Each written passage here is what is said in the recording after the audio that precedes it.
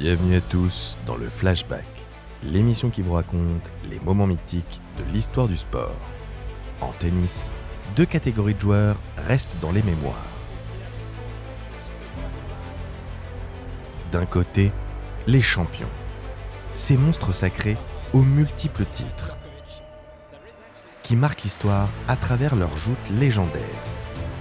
Et plus près de nos cœurs, les showman, les favoris des fans, ceux qui sont sur le terrain pour gagner, certes, mais aussi et surtout pour produire du spectacle. Faire lever les foules, enflammer les stades. Entre exploits flamboyants et désillusions amères, la carrière de Gaël Monfils aura dessiné de véritables montagnes russes. Mais une chose est sûre, elle est inoubliable.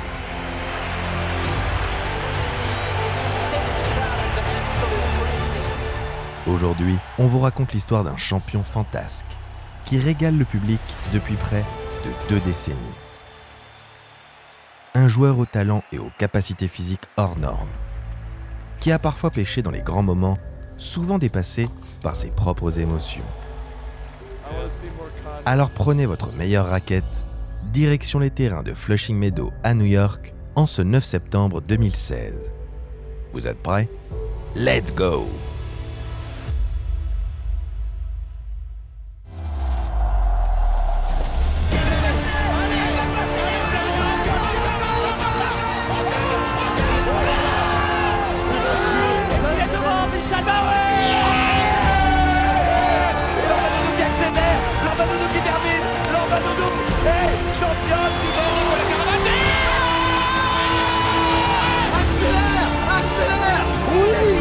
Chercher, ne lâche pas.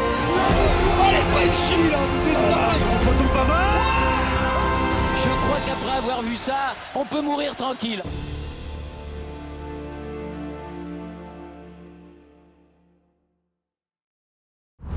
Dans la mythique enceinte du stade Arthur Ashe, les spectateurs attendent impatiemment le début de ce qui s'annonce comme un choc mémorable. Concentré, le Français Gaël Monfils, chouchou du public, s'apprête à disputer sa 2e demi-finale en Grand Chelem. En face, le numéro 1 mondial Novak Djokovic vient d'éliminer un autre mousquetaire au tour précédent, Jo-Wilfried Tsonga. La Monf ne connaît que trop bien le Serbe, et malheureusement pas pour les bonnes raisons. Depuis leur premier match sur le circuit en 2005, à l'US Open déjà, Monfils n'a encore jamais triomphé du cyborg. De cette machine froide qui l'empêche plus que quiconque de développer son jeu. Leur dernière confrontation en date, 1 mois plus tôt, s'est d'ailleurs soldée par une défaite cuisante du Français en demi-finale du Master 1000 de Toronto. Face à son némésis, Gaël est condamné à l'exploit. Mais les exploits, Monfils en a fait sa marque de fabrique. Lui pour qui faire rêver les fans est comme une seconde nature.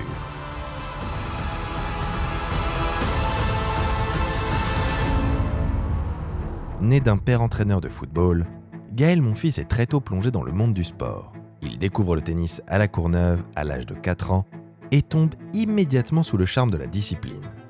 Très vite, le jeune garçon d'origine antillaise montre de sérieuses aptitudes pour la petite balle jaune. Il impressionne dans les catégories jeunes et rêve déjà de succéder au grand Yannick Noah. Champion de France en 2002, le Français écrase tout chez les juniors et est sacré champion du monde en 2004. Le titre en poche, il se lance dans le grand bain et entame une carrière professionnelle. Pour son entrée dans la cour des grands, Monfils impressionne. Il remporte son premier titre ATP à seulement 18 ans et ses performances lui permettent de grimper dans le top 50 dès sa première saison. C'est ce qu'on appelle faire une entrée remarquée. Loin de se contenter de cette entame ô combien prometteuse, le tricolore frappe encore plus fort quelques mois plus tard. Pour sa 2e apparition à Roland-Garros, il s'offre son premier top 10 en battant la tête de série numéro 8, James Blake, au 3e tour. Belle victoire de Gaël Monfils contre James Blake. Merci à tous. Et même s'il perd au tour suivant face à un certain Djokovic, Tiens donc, la Monf est considéré comme l'un des meilleurs espoirs du circuit. Après une année de transition où il peine à confirmer, le Français sort les muscles et montre qu'il est déjà un grand joueur. Et quoi de mieux qu'un rendez-vous porte d'Auteuil pour le prouver. Après avoir triomphé d'Ivan Ljubicic, Monfils s'ouvre les portes d'un premier quart de finale en Grand Chelem. Pour l'occasion, il hérite d'un sacré morceau. Un spécialiste de la terre battue, alors numéro 5 mondial, David Ferrer. De quoi en effrayer plus d'un. Mais la Monf n'est pas n'importe qui. Transcendé par le public du Philippe Chatrier, il dispose de l'Ibérique en 4 manches après un dernier set autoritaire, conclut 6-1 et rejoint Federer en demi-finale. Un Français dans le dernier carré à Roland-Garros, on n'avait plus vu ça depuis Sébastien Grosjean 7 ans plus tôt. Malheureusement, Monfils ne réitère pas l'exploit et chute face au maestro suisse en 4-7. Mais malgré la défaite, c'est le début de la grande carrière de Monfils. L'année suivante, le Français confirme son aptitude à battre les gros noms du circuit. À Doha, en début de saison, il empoche sa première victoire face à un numéro 1 mondial en éliminant Nadal en 2-7. Dans la continuité de ce beau début de saison, il atteint une nouvelle fois l'écart à Roland-Garros et remporte le 2e titre ATP de sa carrière à Metz. Il la tient sa revanche. Il la tient sa revanche, Gaël Monfils contre Roger Federer. Il l'aura dans 2 jours. C'était en demi-finale l'année dernière, ça sera en quart de finale cette année. Gaël Monfils est un phénomène. Et le phénomène est toujours vivant dans ce tournoi, Patrice. Il termine l'année sur une finale à Bercy, sa première dans un Master 1000, qu'il perd après un tie-break haletant face à Novak Djokovic. Cela commence à devenir une habitude. La saison 2010 est du même acabit que la précédente. Malgré un début un peu plus timide, Monfils conclut l'année en fanfare en atteignant pour la première fois un quart de finale à l'US Open, même s'il est battu par devinez qui, Djokovic. Il remporte son 3e titre ATP un mois plus tard à Montpellier et atteint de nouveau la finale à Bercy.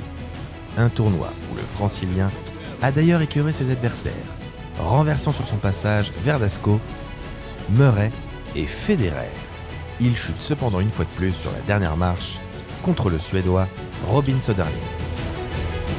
He's done it in style. Robin Söderling.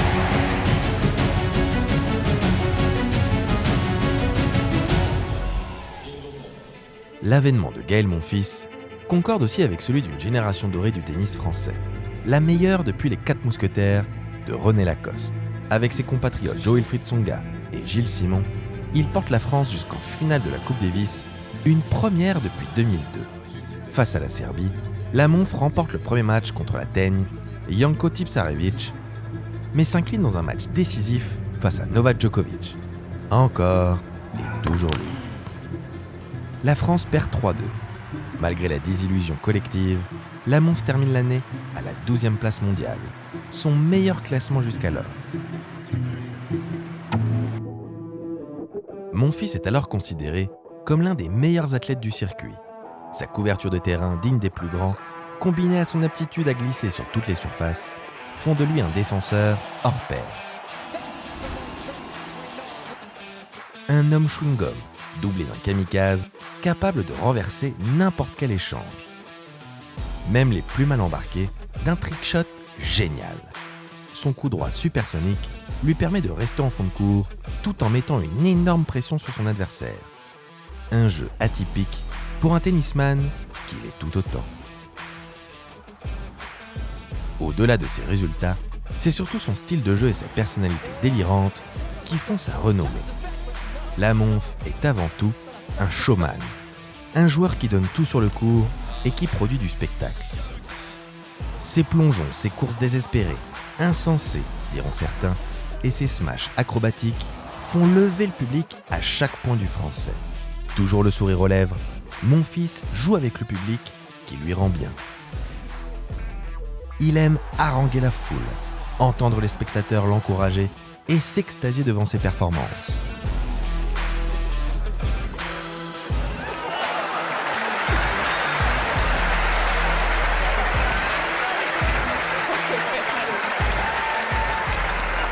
Peu importe le cours, la Monf joue à domicile.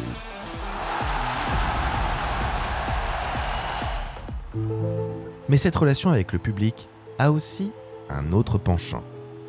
Car si le Français est capable du meilleur et de créer des exploits retentissants, il est aussi capable du pire. Son style fantasque le pousse souvent à aller à l'encontre du cours du jeu. Un élément qui impacte directement son mental et sa concentration. Une concentration en dents de scie, parfois au sein d'un même match, notamment lorsqu'il rencontre un autre excentrique en la personne de Fabio Fognini. Il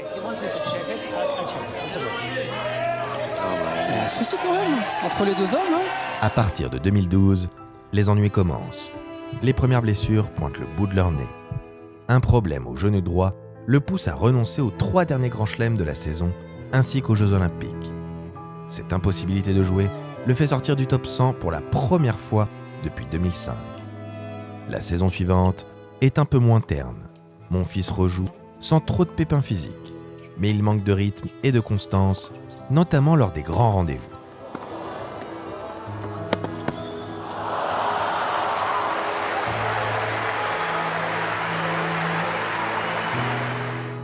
L'absence de titre majeur commence à avoir raison de son immunité auprès du public, particulièrement en France.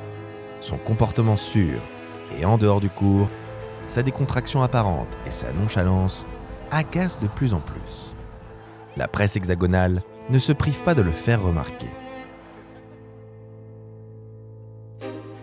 Après 2 années difficiles, le Français revient à son meilleur niveau en 2014 et retrouve de nouveau les quarts de finale à Roland-Garros et à l'US Open.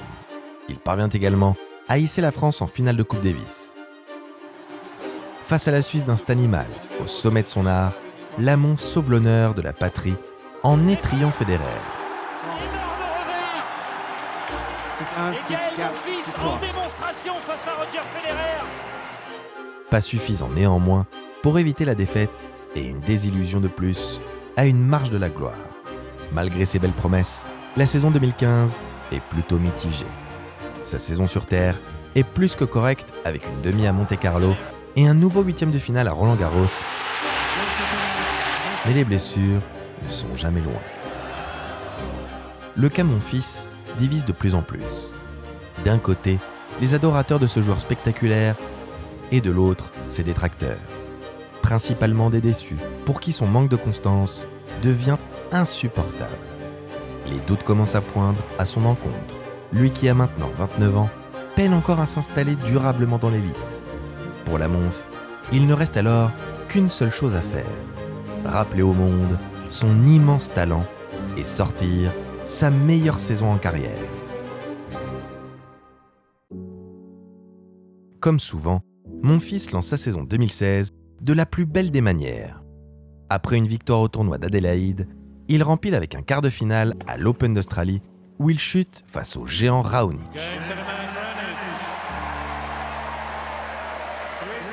Sur le rocher, il réalise une semaine dantesque et écarte notamment Tsonga pour se hisser en finale du tournoi de Monte-Carlo.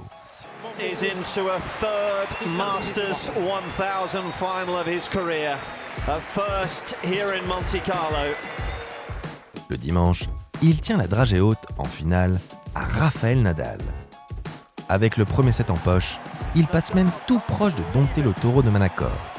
Malheureusement, il s'écroule physiquement en fin de match et laisse filer la victoire face au maître des lieux et le GOAT de la terre battue.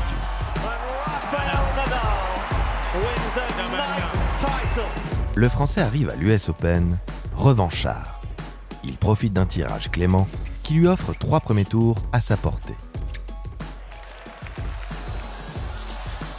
En 8e, il tombe face à un Marcos Baghdatis, jamais bon à prendre mais vieillissant, qui a profité de l'élimination précoce de Raonic pour se hisser en 2e semaine.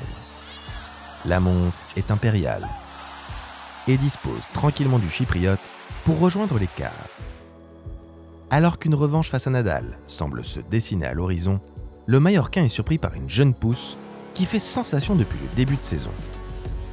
Après son quart de finale à Wimbledon, Lucas Pouille triomphe de l'Espagnol et rejoint son compatriote pour un duel franco-français en guise de clash des générations. Mais Monfils est bien déterminé à revoir une demi-finale en Grand Chelem. Lui qui n'a plus goûté à ce genre de rendez-vous depuis son épopée de 2008 porte d'Auteuil. Comme depuis le début du tournoi new-yorkais, le francilien fait parler toute sa classe. Il a troqué son costume de joueur fantasque pour celui de machine bien huilée qui ne laisse aucune chance à son adversaire. Pouille ne peut qu'abdiquer, lessivé après son marathon de plus de 4 heures au tour précédent. Pour la deuxième demi-finale en Grand Chelem de sa carrière, Monfils va devoir surmonter l'Everest. En face de lui se tient sa bête noire, un Serbe nommé Novak Djokovic, en quête d'un 13e tournoi du Grand Chelem. Dans ce qui est probablement le rendez-vous le plus important de sa carrière, Monfils passe complètement à côté de son début de rencontre.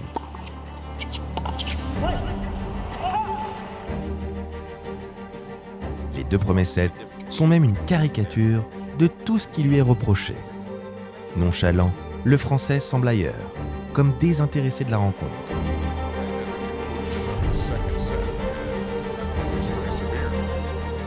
Même Djokovic, d'habitude impassible, paraît décontenancé par la scène. Et même s'il réussit à renverser la tendance le temps d'un set, partir avec 2 manches de retard face au Joker relève du suicide. Après 2h30 de jeu, Monfils s'incline 3-7-1 et s'en va par la petite porte. Ce match, qui sera le dernier grand rendez-vous de la Monf en Grand Chelem, résume parfaitement le joueur qu'il a toujours été. Le showman par excellence, capable de faire un non-match pendant 2 sets, comme d'enrayer la machine du meilleur du monde, celui d'après.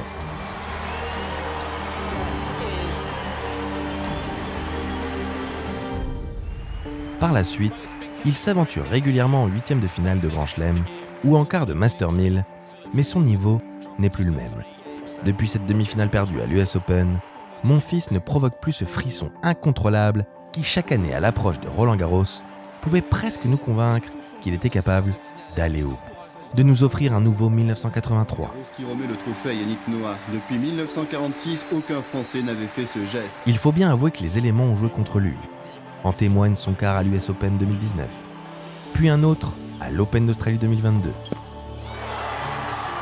Successivement gâché par le Covid et une lourde blessure au pied. La faute a pas de chance. Au cours de sa carrière, Monfils est monté haut, très haut, au point de parfois tutoyer les sommets. Cependant, il nous laisse un goût d'inachevé, celui d'un joueur pétri de talent qui avait sans aucun doute le niveau pour remporter un Grand Chelem. Mais à qui il a manqué le mental et la rigueur que demande le très haut niveau.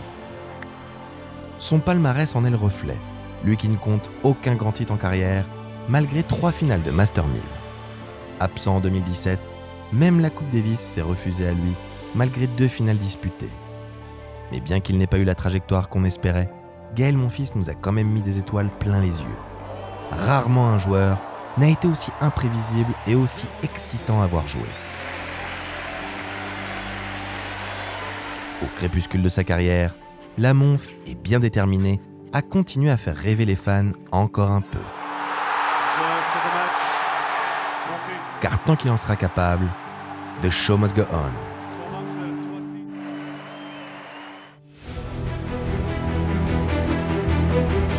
Le petit Gaël, je pense que c'est une graine de champion.